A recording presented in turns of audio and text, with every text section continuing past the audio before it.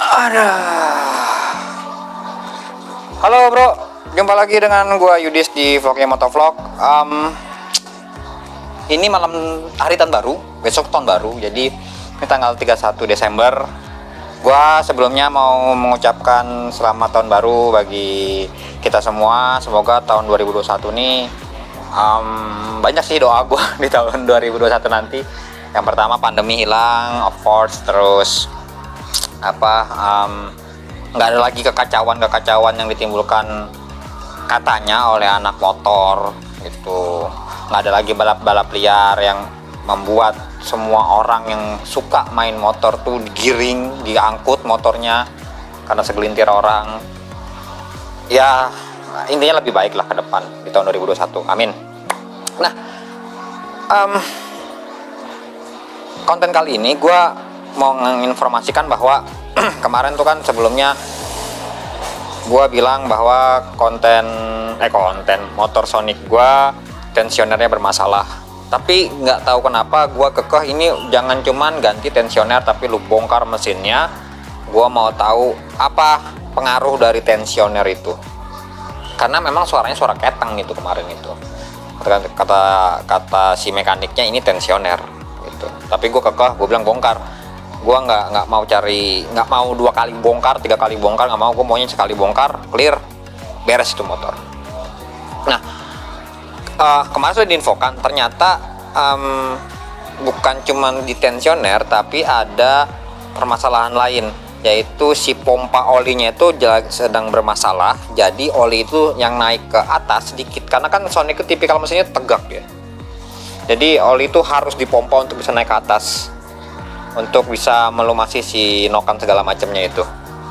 Nah itu yang kemarin karena si pompanya bermasalah sehingga si oli itu gagal untuk naik ke atas, sehingga bagian atas tidak teraliri oleh oli. Otomatis karena hal sepele satu masalah, larinya kemana-mana. Nokan asku harus ganti karena udah baret, terus dudukan nokannya segala macam tuh harus ganti semua. Sebenarnya katanya bisa, kata bengkel diakalin aja bang di A, B, C, D. Cuman gue bilang gue nggak mau akal-akalan, gue maunya itu ganti kalau bisa ori gitu, supaya seperti semula.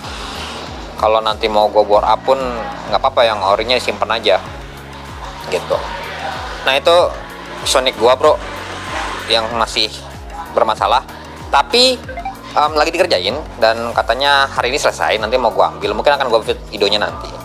Nah, berhubung Sonic belum ada nih, terus gua kemarin tuh mikir konten apa yang mau gua buat ya. Nah, gua inget di video gua yang paling banyak viewersnya itu yang curhat user Sonic. Itu satu-satunya konten gue yang mencapai lebih dari 20.000 bro. Jadi gue iseng bikin konten itu, ternyata banyak orang yang merasakan hal yang sama seperti yang gue rasakan. Nah, tapi nggak sedikit juga orang yang kasarnya ngebully gue bro.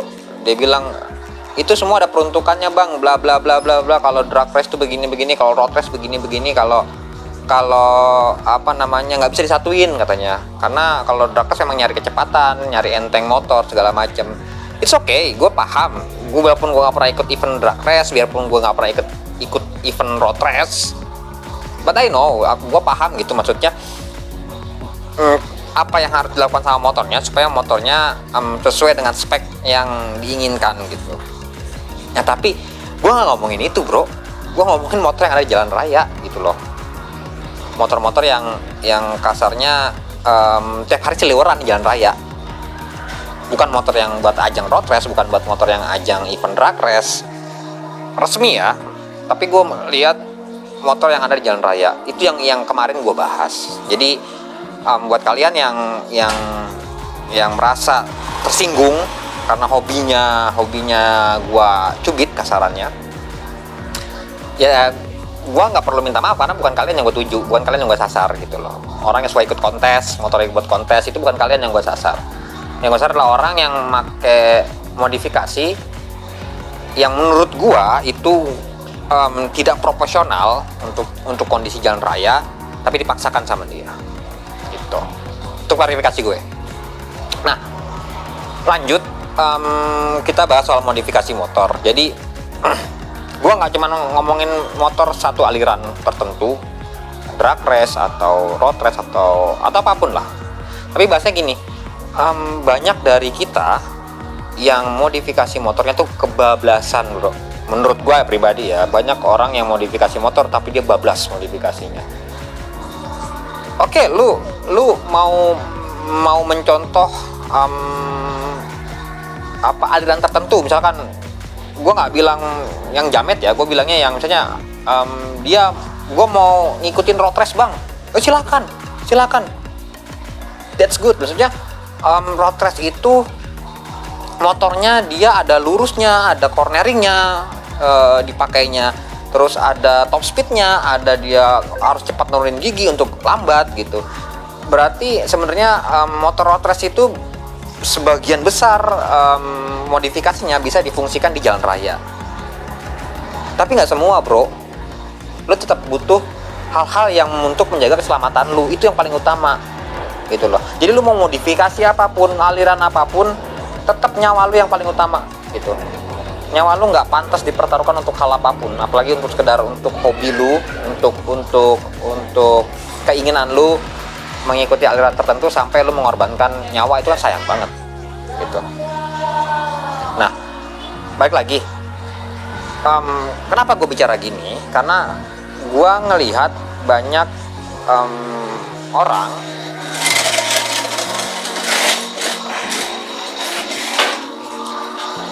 sorry bro, tadi hujan. Nah, kita lanjut. Jadi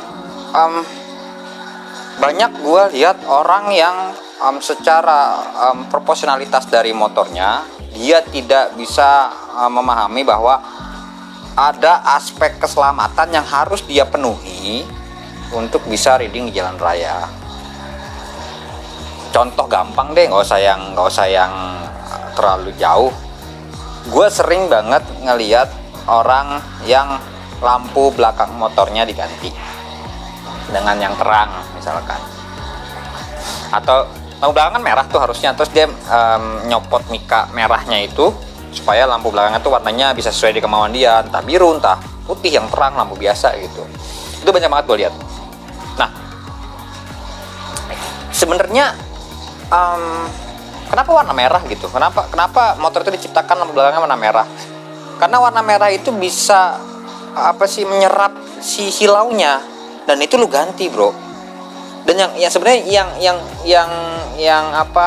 yang bahaya adalah ketika orang silau sama motor lu, terus dia karena silau dia ngeblank terus nabrak lu, terus crash di jalan raya gitu. Itu yang hal-hal kecil yang menurut gua itu harus lu perhatiin. Terus ada juga yang gue liat lampu belakangnya dicopot karena dia mau ngejar biar bener-bener kayak road race, dia nggak pakai spakbor gitu. Kalau nggak pakai spakbor masih oke okay lah, gua merem lah kalau nggak pakai spakbor. Itu yang rugi lu sendiri kok, nyipratnya ke badan lu juga, walaupun orang lain kena, tapi ya kalau dia jaga jarak nggak masalah gitu. Dia lepas spakbor, terus dia lepas juga lampu belakang. Lu bayangin, bro, lu riding tengah malam di jalanan yang gelap, lampu belakang lu nggak ada, orang nggak tahu ada lu di situ, dia lagi ngebut, mobil lagi ngebut nih, dia nggak ngeliat ada lu karena lampu belakang lu mati, lu dihajar dari belakang. Nah, aspek-aspek keamanan itu yang kadang gue bilang itu adalah modifikasi yang bablas gitu loh. Jadi silahkan kalian berkreasi, silahkan kalian berkreasi dengan imajinasi kalian, motor kalian mau kayak apa, silahkan, itu nggak ada masalah. Tapi yang harus kalian utamakan adalah keselamatan kalian sendiri. Kalian harus memahami fungsi-fungsi dari lampu belakang motor, terus fungsi dari ban, fungsi dari setir, fungsi dari segala macam lah, footstep segala macam itu harus lu perhatiin. Itu yang kadang membuat gua mau kesel. Gue juga suka modif motor, tapi gua diemin, tapi kok ini orang kayaknya membahayakan orang lain gitu. Nah, ini cara gua berkomentar kepada kalian yang modifikasi seperti itu. Itu lampu belakang motor, hal kecil. Terus kadang ya kembali lagi ada yang bannya dia pakai ban yang ukurannya kecil. Gua nggak tahu itu kurang dari 100 kayaknya ban. ukuran 100 tuh gue masih enak ngeliatnya, masih aman lah. Tapi kalau di bawah 100 dan lu pakai di jalan raya ya, bukan buat kontes, bukan buat road race, bukan buat drag race, lu pakai di jalan raya. Lu tahu kenapa ban itu diciptakan dengan ukuran tertentu adalah bahwasanya si pembuat motor dia sudah paham bahwa dengan kondisi berat mesin sekian, diperkirakan bobot pengemudinya sekian, ridernya sekian, perlu ban dengan ukuran sekian buat menahan itu. Terus itu lu ganti dengan yang lebih kecil. Begitu hujan, lu jalan ngerem sedikit, kaget, lu pleset. Mending kalau yang jatuh lu doang. Kalau lu pleset nabrak orang gimana? Nah, apa? Gue jadi nggak bisa ngomong. Tolonglah perhatikan keselamatan kalian dulu sebelum kalian naikin motor kalian. Perhatikan,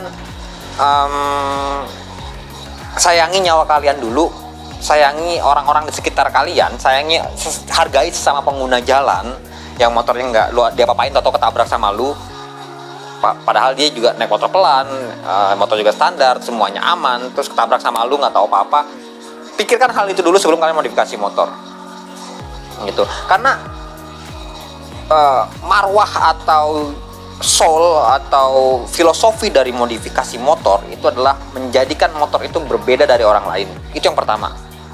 Semua motor itu mau itu motor custom yang bodinya total dirubah atau motor modifikasi yang mengganti part-part standarnya menjadi lebih layak untuk di jalan adalah menjadikan dia berbeda dengan orang lain. Ada ciri khas kalian di motor itu. Ada apa ya? Ketika orang lihat motornya, oh ini motor ini, gitu. Itu jiwanya modifikasi di situ. Terus jiwa modifikasi yang kedua adalah menambah tingkat keamanan dan kenyamanan si pengemudi.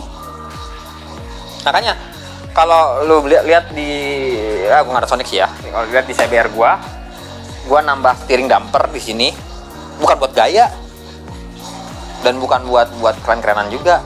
Tapi steering damper itu buat meredam kalau jalanan itu rusak, kita kondisi lagi kencang, jalanan rusak itu setir suka goyang. Nah itu untuk meredam guncangan di setir supaya tetap stabil, kita pakai steering damper. Gue juga ban gue pakai ban yang istilahnya layak buat jalan. Ban yang istilahnya kalau gue jalan pakai ini, gue yakin ban ini bener-bener nempel di aspal. Itu modifikasi yang bener tuh buat gue seperti itu, buat gue ya. Terlepas dari modifikasi yang kayak gue tambahin dekal, itu kan ya mempercantik lah. Itu untuk menjadikan motor ini ketika orang lihat motor ini, oh ini motor Yudis. Semua orang udah tahu ketika ada motor ini dipajang, siapapun yang majang dia bilang ini motornya Yudis. Nah, itu sebenarnya yang gue pengen itu adalah ayo kita bareng-bareng, kita sama penikmat modifikasi motor, penikmat karya seni di bidang otomotif, ayo bareng-bareng kita sebarkan pemikiran kita bahwa modifikasi motor tuh tidak harus mengorbankan kenyamanan, tidak harus mengorbankan keamanan kita sebagai pengendara gitu loh.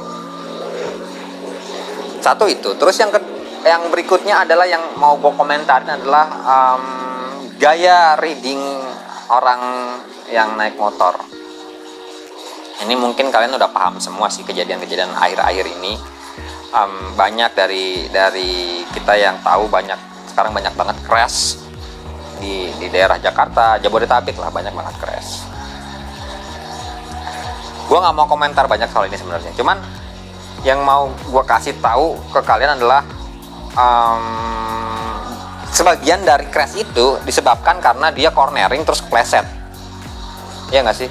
Kalau kalian lihat selain Willy ya, kalau Willy udahlah itu memang perlu waktu sampai lu bener-bener paham karakter mesin lu, sampai lu bener-bener paham bukaan gas lu, baru lu bisa bener-bener Willy dengan stabil. Jatuh itu kalau Willy biasa. Kalau buat gua ya, Willy itu perlu jatuh dulu memang untuk lu bisa Willy dengan stabil. Tapi kalau cornering itu ada ilmunya, bro. Lu harus ketika lu cornering, lu harus mikirin kondisi aspal, satu, basah atau enggak. Terus kedua, kondisi motor layak nggak buat cornering. Terus yang ketiga yang paling inti untuk cornering adalah ban, tekanan angin. Itu penting. Banyak banget gue lihat orang yang cornering terus crash, dia pakai ban, gue nggak enak bilangnya, tapi itu pasti bawaan pabriknya, bawaan motornya. Dan ban bawaan motor itu hard compound bro. Lu mau cornering pakai hard compound, ya lu gila apa? Kasarnya kalau lu nggak punya uang buat beli ban yang memang buat cornering, ban medium soft, ban soft compound, jangan cornering dulu. Terus ada yang mungkin nanti ada yang bilang begini, bang, gua cornering sendiri, jatuh sendiri, ya nggak nyakitin orang lain dong. Siapa bilang? Udah banyak kejadiannya dia cornering nabrak orang, cornering nabrak pedagang di pinggir jalan yang lagi dagang. Terus gara-gara dia cornering nabrak, terus dia datangin nama petugas suruh bubar semua termasuk pedagangnya. Padahal pedagang itu dia kalau nggak jualan di situ dia nggak makan. Lu harus berpikir jauh. Jadi jangan berpikir cornering gue yang ngerasain, jatuh juga gue yang ngerasain. Nggak juga. Orang-orang sekeliling lu akan menerima akibatnya, yang bahkan mereka nggak tahu apa-apa sebenarnya gitu loh. Oke bro, segitu dulu videonya. Sorry, di luar hujan dan gue nggak bisa ngetek ulang, dan ada beberapa part dari videonya yang error. Jadi gue anggap semua sudah gue sampaikan dengan baik, tinggal endingnya aja yang perlu tadi agak harus di tag ulang. Tapi karena situasi tidak memungkinkan, gue putuskan untuk ngetek seadanya gitu. Nah, gue mau ngucapin selamat tahun baru buat kalian semua. Semoga tahun depan kita lebih baik lagi. Oke, see you, bye.